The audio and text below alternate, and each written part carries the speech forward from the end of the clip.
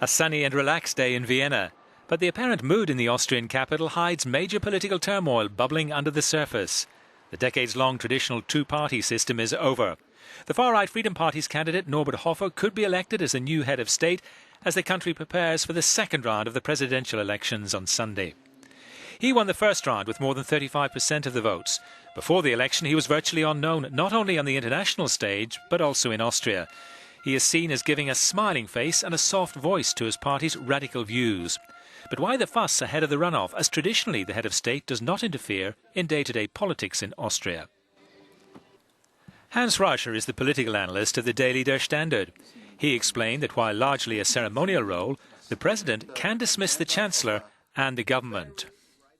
If the government says we have to raise taxes, or if the government exceeds a certain quota of refugees, or if the government doesn't do away with unemployment within 1 year or so.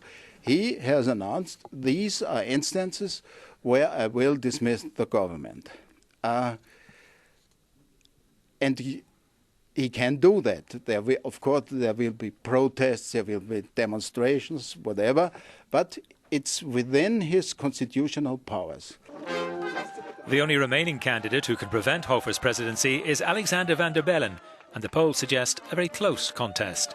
The 72-year-old professor of economy used to be the leader of the Green Party, but is running as an independent. His aim has been to unite voters who don't want a right-wing president, seen as turning the vote into a referendum on extremism. The voters of the Freedom Party are not all Nazis.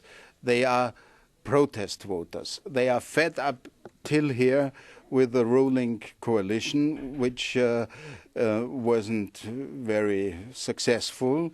They're on top of unemployment and on top of raising of prices, inflation, there came, of course, the influx of refugee, which tipped everything.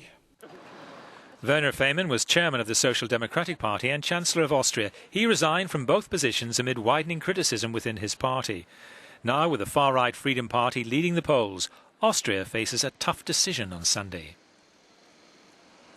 The Hofburg, the former traditional residence of the Habsburg dynasty's emperors, is now the office of the President of the Republic of Austria.